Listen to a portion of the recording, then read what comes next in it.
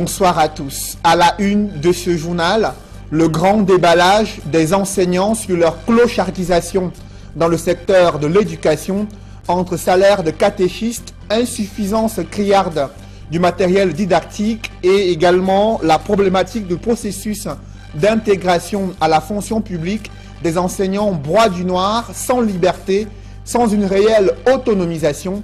À l'occasion de la Journée mondiale des enseignants, le discours du gouvernement et la distribution des palmes académiques ont du mal à calmer les cris d'injustice sociale entendus chez les enseignants. L'ex-chef d'état-major des armées ivoiriennes, Philippe Mangou, a été cuisiné ce jeudi par Maître Josette Kadi, avocate camerounaise de renommée internationale. La scène se déroule lors de l'audience du procès de Charles Blé Goudé et Laurent Gbagbo devant la Cour pénale internationale. On en parle dans ce journal.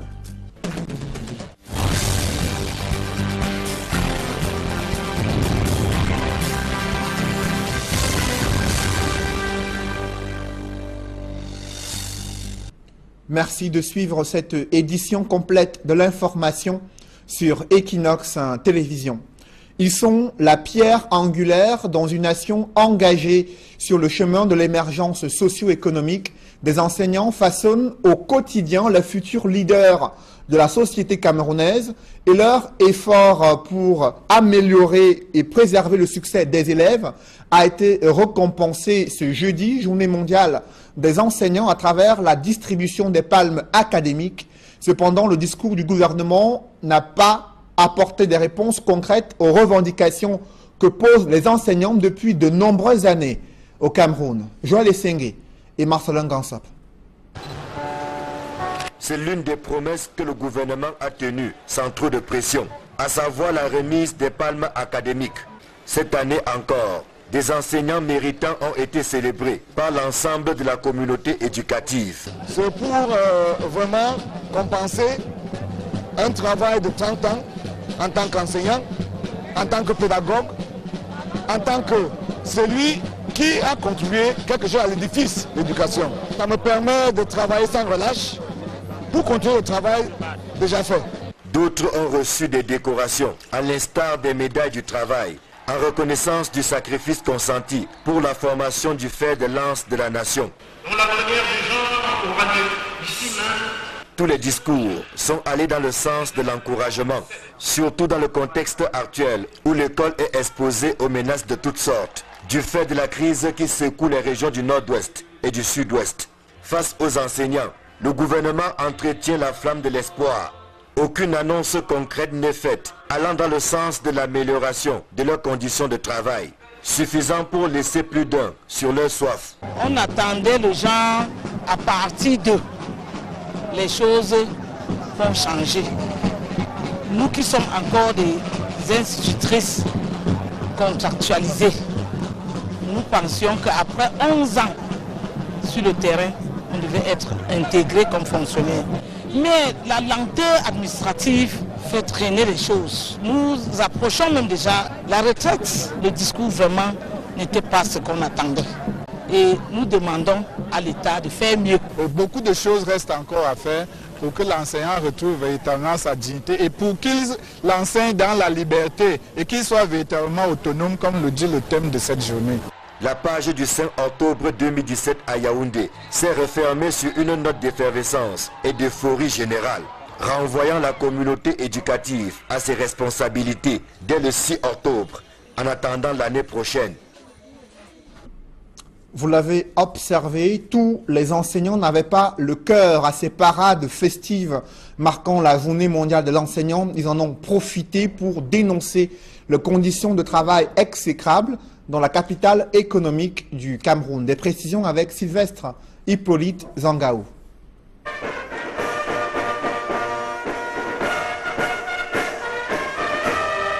Comme ils l'apprennent à leurs élèves, les enseignants marquent fièrement le pas à la vallée Besseke à Douala pour célébrer la journée qui leur est consacrée le 5 octobre de chaque année.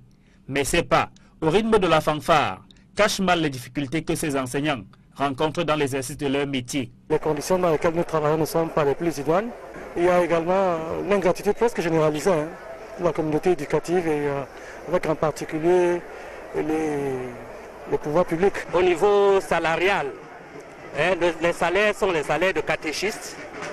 Le matériel didactique n'est pas adéquat. On enseigne souvent sans vrai matériel. Par exemple, le matériel concernant l'éthique, on n'a pas d'ordinateur, tout est théorique. Mais difficulté ou pas, plusieurs de ces seigneurs de la Craie sont réconfortés par leur conviction d'avoir choisi le plus beau métier du monde. Ça fait 22 ans que j'ai commencé à enseigner. Par amour, mes amis se moquaient même de moi. Que tu as un comptable, qu'est-ce que tu vas faire dans l'enseignement? Et quand on a accédé à un métier par vocation, on l'aime. Quelles que soient les difficultés, on trouve toujours des moyens de contourner et de bien faire ce qu'on a à faire. Parce qu'on aime d'abord ce qu'on est en train de faire. Donc c'est l'amour du métier qui nous donne encore toute cette force-là jusqu'à ce jour. Je suis enseignant depuis 20 ans, par passion. C'était un métier très préféré, très aimé par moi. Et comme dans la plupart des professions, chez les enseignants, les conflits de génération ne manquent pas. Les plus anciens affirment que la jeune génération est de moins en moins passionnée, ce que refutent les jeunes enseignants. Beaucoup de jeunes d'aujourd'hui vraiment ne veulent pas mouiller le maillot, parce qu'ils veulent d'abord le gain facile. Or, nous sommes entrés là-bas par conviction, par amour. Donc, le conseil que je peux leur donner, c'est qu'un enfant qu'on enseigne, c'est un homme qu'on gagne. Peut-être qu'à travers ces enfants, Dieu nous récompensera. Une bonne partie de nos jeunes aujourd'hui vont dans le métier, beaucoup plus pour avoir un emploi sûr, pas forcément par vocation. Mais on ne peut pas ignorer le fait que jusque-là, il y a des jeunes qui voudraient devenir encore des enseignants, qui malgré tout nous admirent. Nous sommes allés par vocation et c'est aussi une question de choix. Même s'il est vrai qu'on peut dire qu'il y a une crise de vocation, quelquefois. Mais ça peut arriver, quelques brebis galeuses, mais la plupart du temps, nous donnons le meilleur de nous-mêmes pour la formation de nos jeunes scolaires. Les enseignants ont donc fait le diagnostic de leur corps de métier ce 5 octobre 2017. Et en se tournant vers l'année prochaine, ils espèrent que leurs conditions de travail vont considérablement s'améliorer.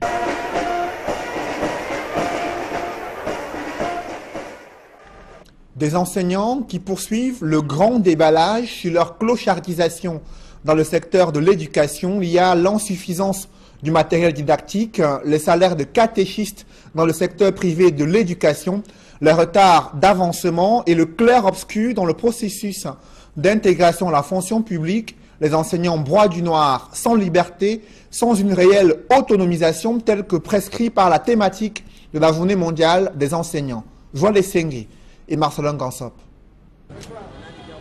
C'était en mars dernier. Des enseignants abandonnaient les salles de classe pour exprimer leur colère dans la rue. Il y a eu un début de solution pour ce cas précis, sans pour autant que les seigneurs de la Craie ne voient leurs conditions de travail et de vie s'améliorer. Ce 5 octobre leur donne l'occasion une fois de plus de crier leur mal-être. Nous, je n'ai comme ça, si on revendique, on veut que notre condition change. Vous savez que ce n'est pas facile. Quand on rentre, on est fatigué. Et puis quand on voit ce qu'on a à la fin du mois, ça ne donne absolument rien par rapport à ce qu'on apporte. Donc pour moi, l'enseignant doit être valorisé. Premièrement par son salaire d'abord. C'est vraiment minable le salaire d'un enseignant. Mais nous le faisons parce que nous aimons bien l'enseignement. Si quelques acquis sont à mettre à l'actif du gouvernement, il n'y a que beaucoup reste à faire afin de relever le niveau de vie des enseignants camerounais. Il y a les avancements qui ne sont pas automatiques au Minédu. Il y a le recrutement des enseignants qui sortent des ENIEJ. Les ENIEJ forment de nos jours de nombreux chômeurs qui sont là au quartier à la merci des établissements privés. Il y a l'intégration des instructeurs contractuels qui piétinent avec les lenteurs administratives aujourd'hui. Dans les lycées, c'est terrible. Avec la corruption, on a chaque année l'argent d'APE qui augmente tous les jours, alors qu'apparemment, il n'y a pas de besoin dans l'établissement. Il y a les salles d'informatique qui ne fonctionnent pas. Et pourtant, les proviseurs retiennent 5 000 francs de frais d'informatique.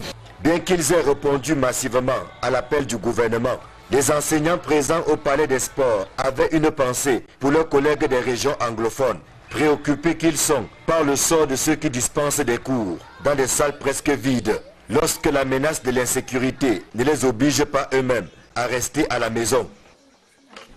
Toujours dans ce chapitre, une enseignante contractuelle crie à l'injustice et la discrimination. Depuis 10 ans, elle frappe aux portes de la fonction publique, mais son intégration piétine. Pourtant, ses collègues enseignants moins expérimentés sont déjà recrutés et intégrés dans le secteur public de l'éducation.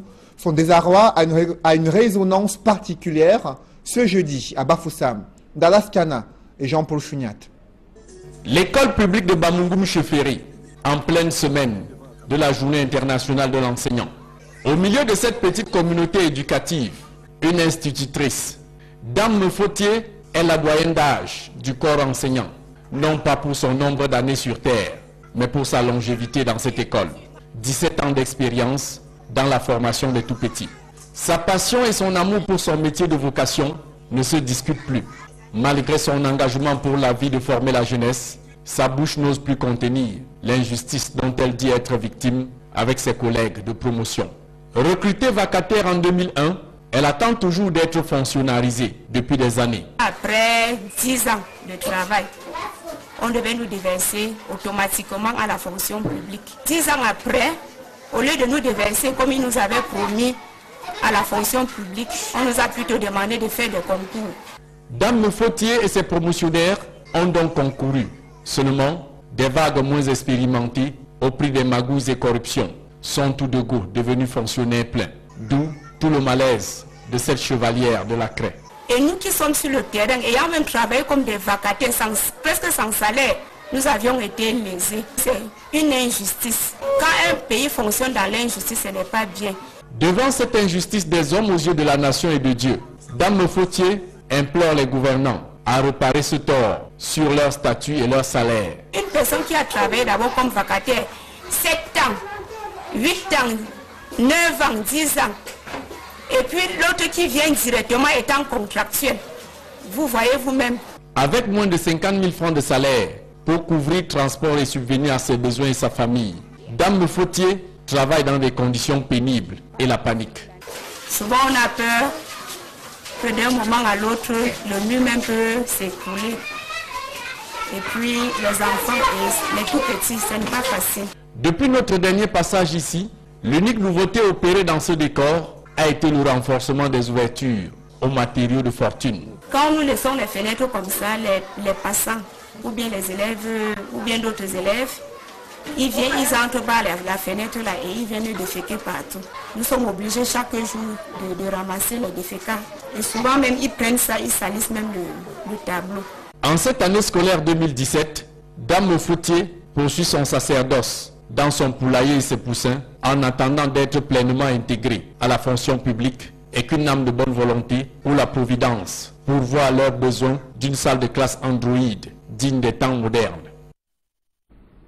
Dans le reste de l'actualité, après les violences meurtrières survenues le 1er octobre 2017 dans le nord-ouest et sud-ouest, le SDF tire à boulet rouge sur le régime de Yaoundé. Le principal parti de l'opposition dénonce une répression massive et brutale des populations. Selon un communiqué du président du SDF, le pouvoir de Yaoundé a ordonné à son armée de tirer à balles réelles pour tuer des manifestants non armés et portant simplement des arbres de la paix. Ce parti de l'opposition accuse le régime de Yaoundé d'avoir soutenu un discours de haine, effectué des arrestations, tortures et viols, des actes qui, selon le SDF, sont la preuve d'un régime affaibli qui tend vers sa chute. Au-delà de présenter ses condoléances aux familles durement éprouvées, le SDF lance un appel pour la collecte des preuves matérielles susceptibles d'illustrer ces crimes et violations des droits de l'homme dans les régions anglophones. Le parti de l'opposition, le SDF, exhorte ses militants et sympathisants à constituer un fonds de solidarité pour assister les victimes, et le congrès ordinaire de ce parti, prévu initialement à la fin du mois d'octobre, est reporté à une date ultérieure. Et toujours dans le cadre de cette crise anglophone, le Conseil national de la communication est préoccupé par le discours de haine et un traitement partial de l'information relative à la crise anglophone. Le CNC invite les journalistes à faire preuve de professionnalisme et en respectant l'éthique et la déontologie. Le CNC insiste également sur les enjeux de promotion de l'unité nationale et de préservation de la paix en ces heures troubles. Le régulateur annonce une rencontre de sensibilisation des médias nationaux et internationaux sur le traitement de l'information en période de crise. À présent, des images en bref d'une mobilisation des populations, collectif des familles menacées des évictions forcées. Elles étaient ce matin dans les rues de Douala pour dénoncer les tentatives d'éviction forcée de leurs terres. Elles ont promis de se rendre le 12 octobre prochain devant la primature à Yaoundé pour dénoncer ces menaces de déguerpissement forcé sur des terres qu'elles disent avoir acquises depuis de nombreuses années. Parlons à présent de la saison des pluies qui fait des ravages dans la localité de Loum, département du Mungo. Il y a de nombreuses inondations enregistrées depuis plusieurs jours dans cette localité. Jacques Mollan et Julingué Nyondé. Les populations de la ville de Loum, dans le département du Mungo, ont eu droit à un réveil brutal après les fortes pluies qui se sont abattues dans la nuit du 4 au 5 octobre 2017. Leurs maisons d'habitation ont été envahies par les eaux, obligeant certains à passer la nuit à la Belle Étoile. Au quartier, tous les gens tout leur matériel, les maisons sont détruites. Nous sommes en plein air et qu'on a construit. Il faut pour que donc le gouvernement voit ce problème. Nos cahiers, porter les assiettes, les chaussures, tout. On va passer toute la nuit à nettoyer. Je ne croyais même pas qu'on m'avait fait pour aller à l'école demain. Tout s'est mouillé, les sacs, tout. Même les cahiers, c'est mouillé. Les inondations qui ont fait d'énormes dégâts matériels plongent les habitants dans une grande désolation. Face à ce triste spectacle, ils disent ne plus savoir à quel sens se vouer. Il y a eu un tonnerre qui a grondé et ça a influencé la majorité de Loum parce que les gens assis au bas sont venus, chacun parlait du tonnerre. Nous a fait réfléchir de tout. Dont nous, on a réfléchi de tout, de tout. Les fortes pluies enregistrées depuis plusieurs semaines à Loum ont fait perdre le sommeil à ces populations. Le réseau routier, lui aussi fortement dégradé, devenu presque impraticable, inquiète davantage. Le torchon brûle au sein du conseil municipal de Makénéné, prévu pour se tenir en début d'année. Ce conseil, une session ordinaire du conseil municipal, ne s'est finalement tenue que sous la pression de plusieurs conseillers municipaux. Et le maire évoque des raisons personnelles pour justifier cette entorse à la réglementation en vigueur. Une enquête de Dallas Kana et Jean-Paul Chouniat. Le conseil municipal de la commune de Makénéné n'a pas siégé depuis le début de l'année 2017.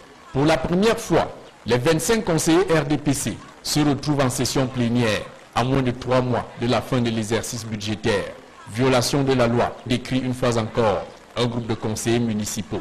Près de 9 mois après, on s'est trouvé avec beaucoup de problèmes que les populations soulèvent. Et on l'a approché, il a prétendu tout simplement que nous avions d'autres intentions. Alors nous avons écrit cette lettre que nous avons envoyée à M. le maire attendant sa réaction. Elle n'est jamais venue, la réaction. Et voici les bonnes raisons du maire pour justifier la non-tenue du conseil municipal à échéance depuis 9 mois. Il y a eu tout d'abord un accident que j'ai fait qui ne m'a pas permis d'organiser. Et après avoir prévu la date, il y a eu le départ du préfet sortant et entrant. Et après le préfet arrivé, on a programmé et il y avait eu la réunion de gouverneur qui ne lui a pas permis de respecter la date. Dans ce jeu de tir à la corde entre ce groupe de conseillers et le maire Tchato, nous approchons la tutelle pour comprendre les dessous de l'affaire. Arrivé à la tête du Mbambe Inoubou il y a à peine 2 mois, le nouveau préfet calme le jeu. Je viens d'arriver et je prenais le temps de comprendre ce qui s'est passé, mais je crois que le train est remis sur les rails et ne va plus s'arrêter. À la sortie de ce premier conseil municipal de l'année 2017, 2 conseillers sont bannis de la liste des bénéficiaires des perdièmes de session. Le temps monte entre les concernés et le secrétaire général Niatoumba Jean devant la résidence de son mentor, lieu où se trouve le receveur municipal Guématurin Somba avec tout le magot. On nous reproche d'être pas venu un jour avant pour siéger dans les commissions. Et que pour cela, on nous doit c'est pas les perdièmes. Que tu les mets. Mais quand nous venons, on nous demande de quitter le domicile privé, que c'est le domicile privé. De l'avis de ces conseillers, ils sont des persona non grata pour leur refus de jouer les caisses de résonance au conseil municipal. Nous voulons des conseillers honnêtes, parce que c'est nous qui sommes au contact des populations. Nous voulons des éclaireurs, des accompagnateurs. Et c'est ce rôle-là que le maire refuse de nous voir jouer. Pour en savoir sur les raisons de priver 2 de ces conseillers de leur perdième, Le maire les considère comme des freins à la bonne marche de son plan d'action. Tu ne peux pas être Jésus, même Jésus avait de ses ennemis dedans. Il y a les récupérateurs politiques qu'on a pris dans l'opposition et mettent dans le conseil, c'est ça qui nuit.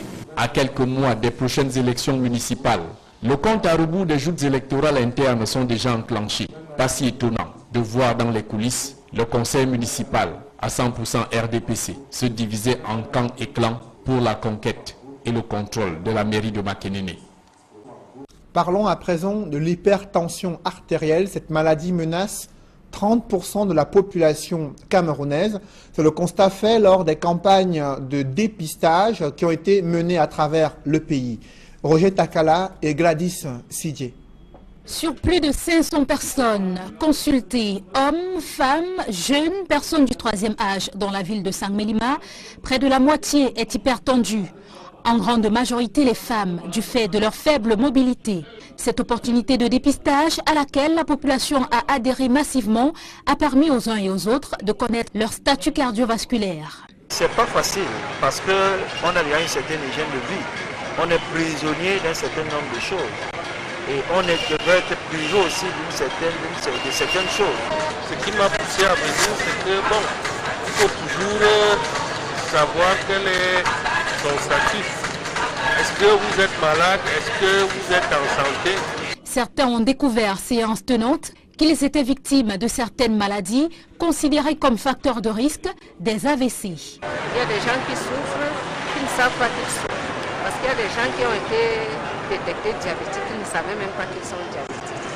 Pour nous autres qui savons que nous sommes diabétiques, nous avions eu le temps de revoir notre état. Il y a beaucoup de gens qui tombent malades et puis qui meurent.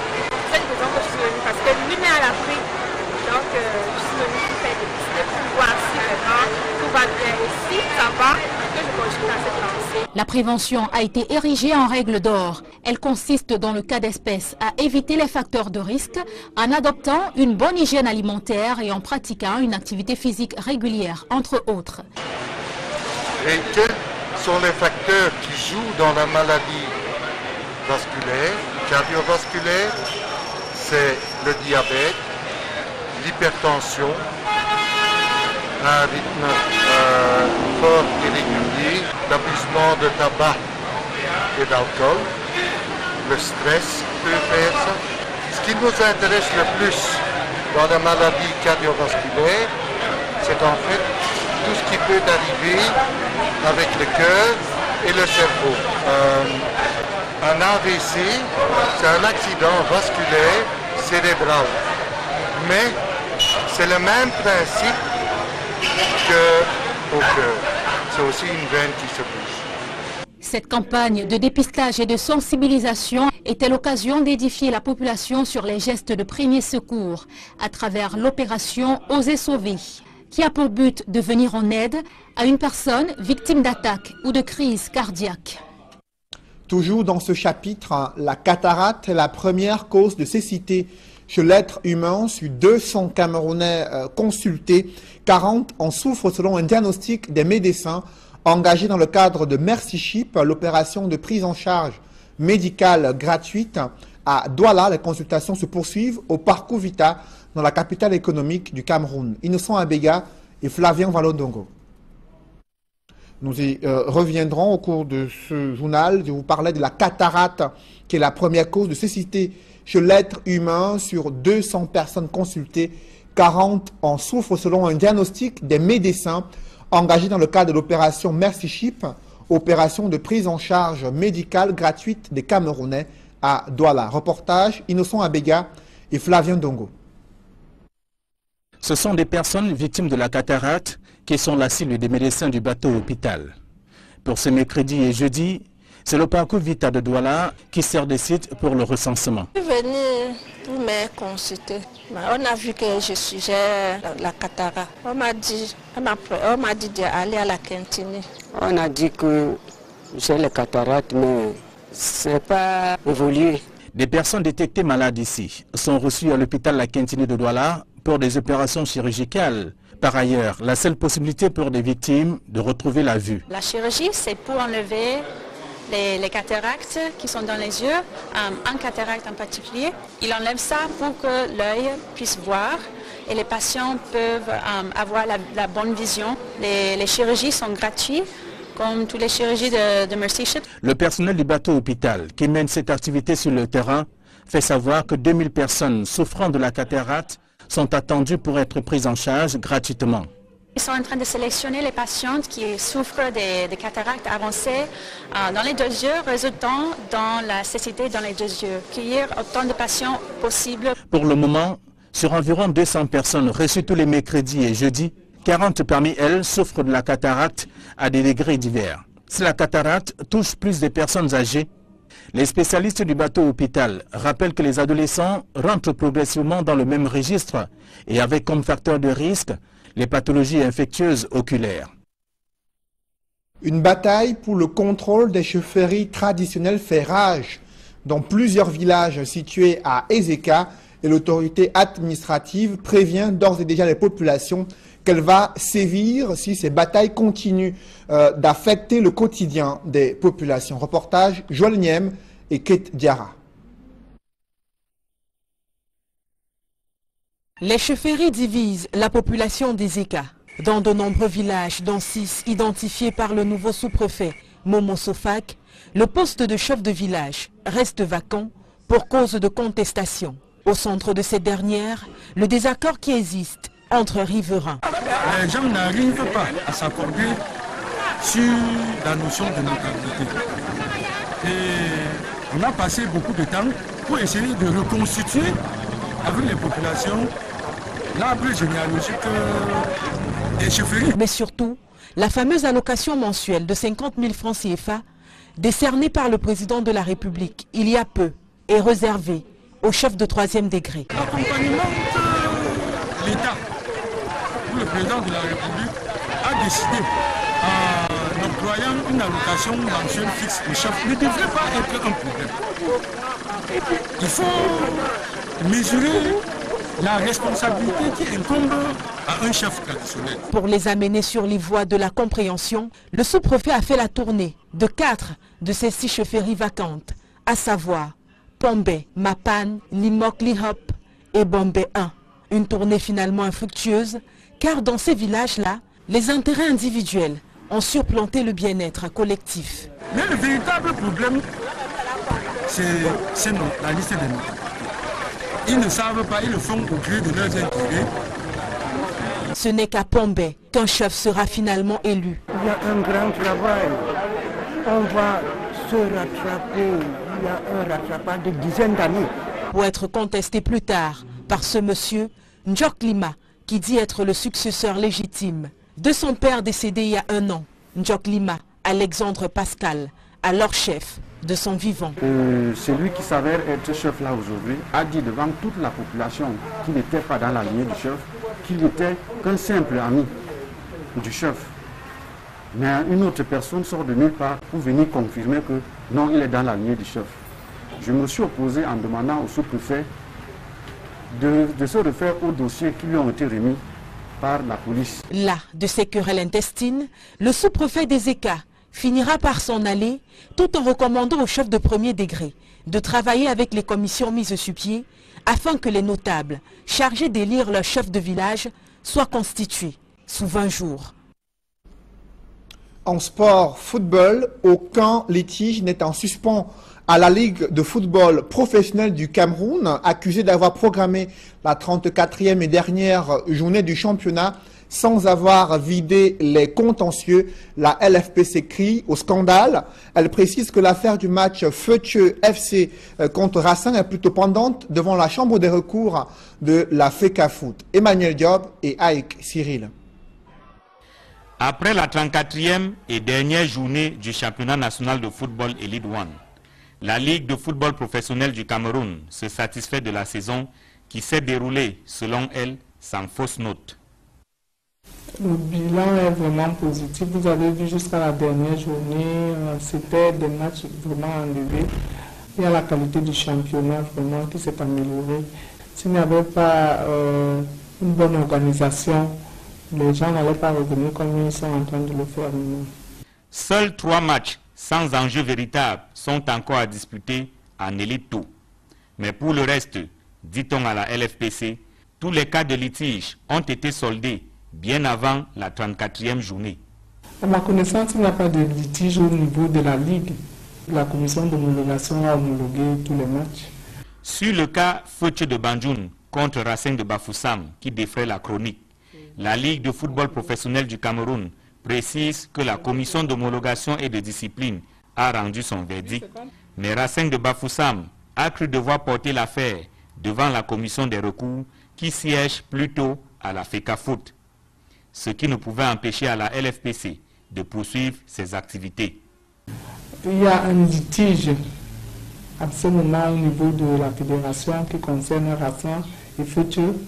Ça ne concerne plus la Ligue. À notre niveau, il n'y a plus de litige. Et il y a l'affaire Foubou-Canon qui est allée jusqu'au TAS. Ça ne nous a pas empêché de commencer la compétition alors que Foubou avait demandé au TAS de nous empêcher de commencer la compétition à cause de leur litige. Vous voyez que ce n'est pas possible.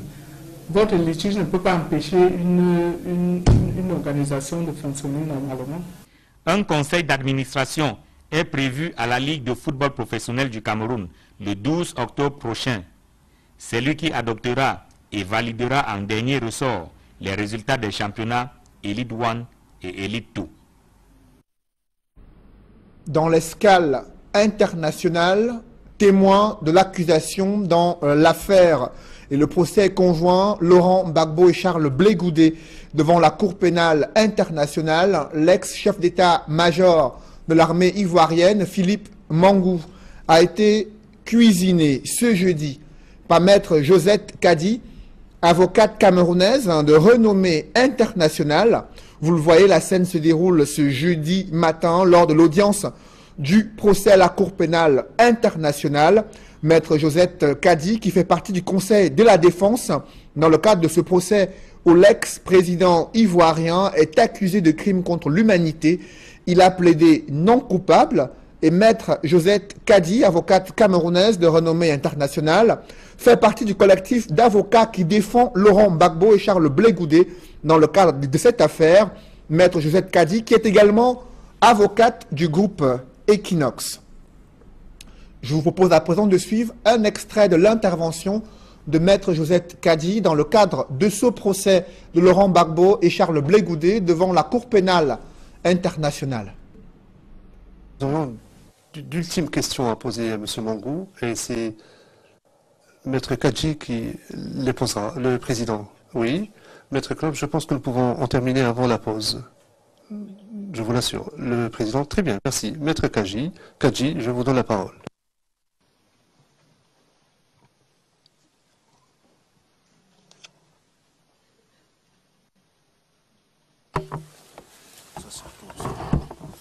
Bonjour, Monsieur le Président, Madame et Monsieur les membres de la Chambre. Bonjour, Monsieur Philippe Mangou.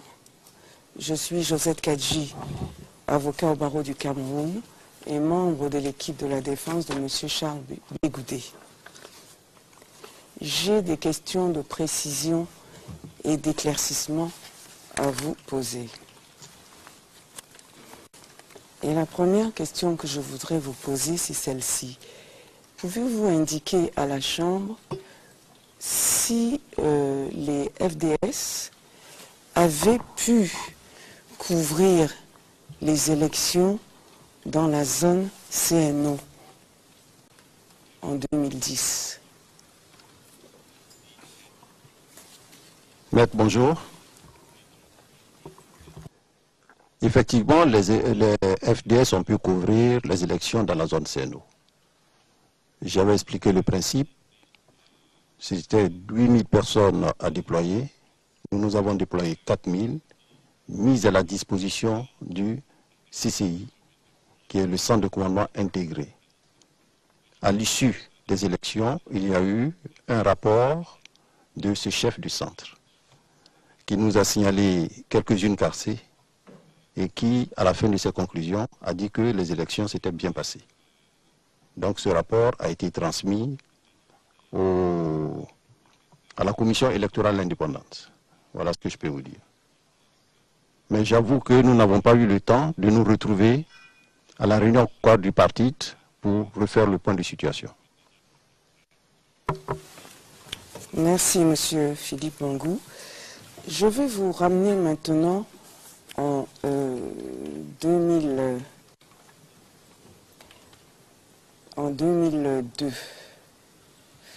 Avant votre nomination en tant que SEMA, c'est-à-dire le 13 novembre 2004, par le président Laurent Gbagbo, de 2002 au 13 novembre 2013, vous étiez comme théâtre. C'est bien cela? C'est bien cela. C'est bien cela. Sur le front Est, c'est-à-dire Tanda, Bondoukou et au-delà, vers le nord-est, puisque l'ennemi se trouvait à Bouna.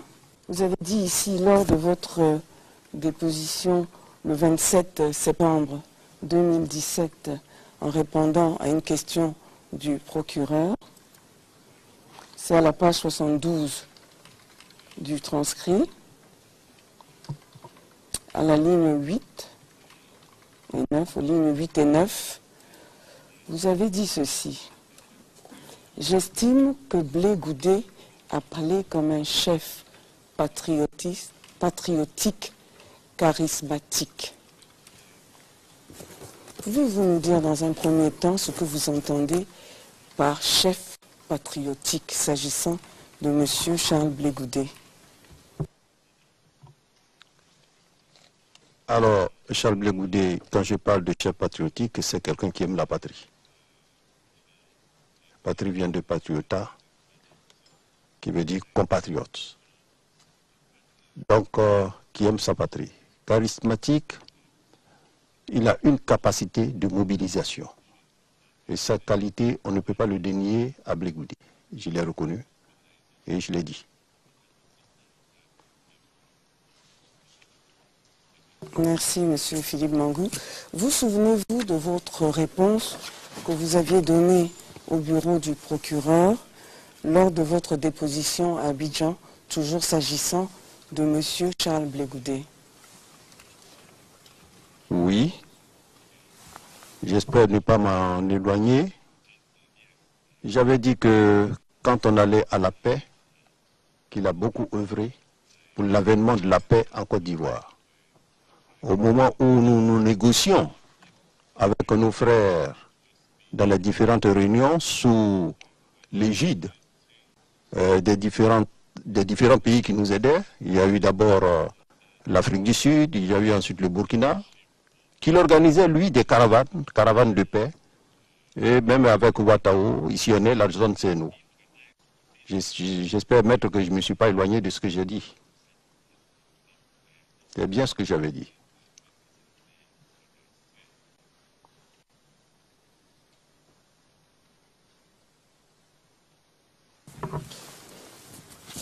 Disons que c'est en gros cela que vous aviez dit, Monsieur Philippe Mangou. Maintenant,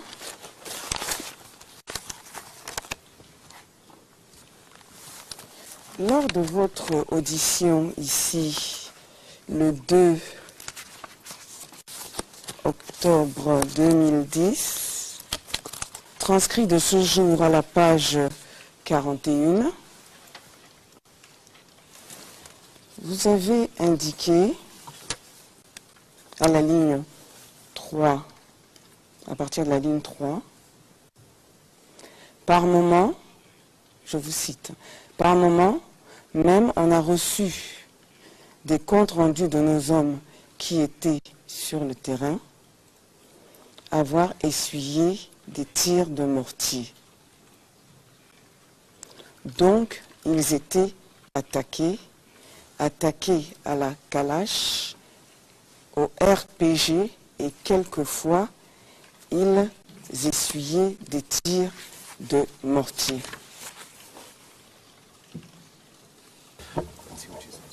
Toujours ce jour-là, je vois le procureur qui est debout.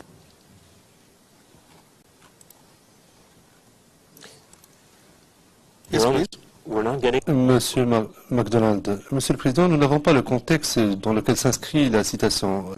Ma contradictrice dit, vous avez dit ceci, mais nous ne savons pas le Président. Mais attendez, elle n'a peut-être pas terminé, elle n'a pas eu le temps de poser sa question. Vous jugerez après. Nous avons la citation maintenant et nous saurons à quoi arrive tout cela dans un instant. Veuillez poursuivre. Vous avez compris ma démarche, ma façon de procéder. Merci. Donc, pour situer le contexte, je venais à la page 81, de la ligne 9 à la ligne 11, où le témoin dit ceci, toujours le 2 octobre, alors, je cite, pardon, alors les crimes étaient perpétrés par le commando invisible. On avait des morts civiles, on avait des morts militaires, et c'est cette situation qu'on vivait au niveau d'Abobo plus particulièrement. Voilà pour le 2. Ma question est celle-ci. Est-ce que cette Chambre doit comprendre, à partir de vos déclarations, que des tirs au mortier étaient effectués à Abobo, dans un périmètre urbain, par le commando invisible? Oui, maître, suite à un compte rendu fait par le général Deto, nos hommes à Abobo ont essuyé des tirs au mortier. Et cela en milieu urbain, c'est bien cela? Oh, pardon, monsieur le témoin. Ah, je pensais que le président était en train de suivre quelque chose. Monsieur le témoin. Oui, donc je confirme, maître. Vous avez indiqué ici que vous avez subi une attaque dans votre domicile le 14 mars. C'est bien cela? C'est bien ça, maître. Je voudrais savoir, monsieur Philippe Mangou,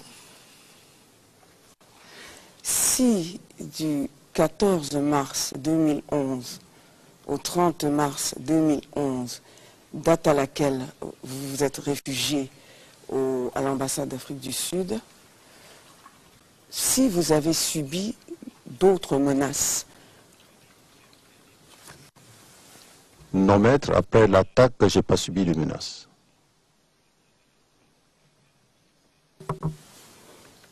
Je vous pose la même question.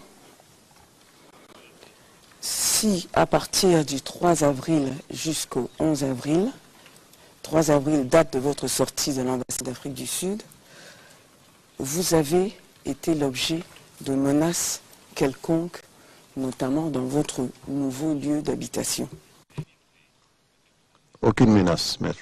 Vous avez, monsieur Mangou, répété ici à plusieurs reprises, je ne vais pas les citer parce que tout le monde s'en souvient, que vous n'aviez ni armes ni munitions.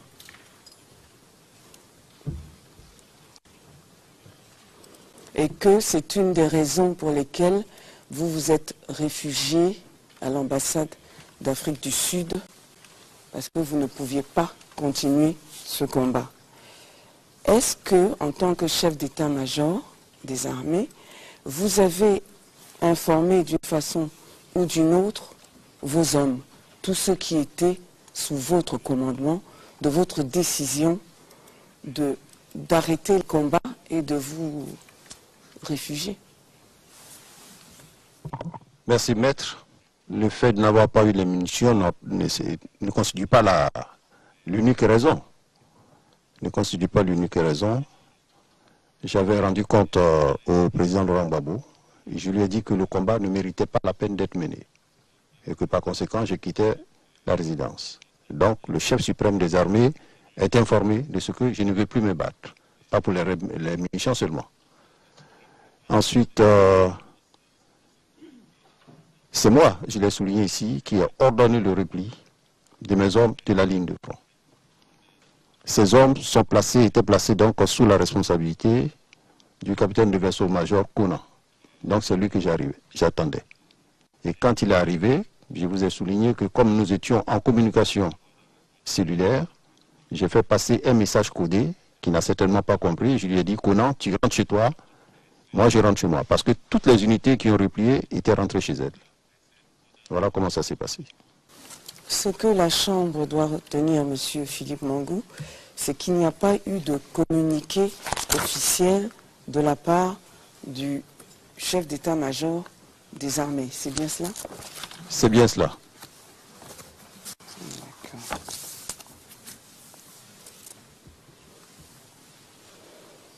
S'agissant de votre sortie de l'ambassade, vous avez indiqué que vous êtes sorti de l'ambassade d'Afrique du Sud le 3 avril. De 16h30. Je me réfère au transcrit du 26 septembre, page 14, lignes 15 et 16. Vous confirmez cela? Je le confirme. D'accord. Vous vous êtes rendu avec votre épouse chez le médiateur de la République. C'est cela? C'est bien cela. Transcrit du 26 septembre, page 16, lignes 27 et 28. Ensuite, vous vous êtes rendu à votre résidence officielle. C'est bien cela? C'est bien cela. Vous avez, à partir de là, appelé M. Dogbo-Blé pour venir vous chercher et vous emmener à la présidence. C'est bien cela. Ok. Une fois à la présidence,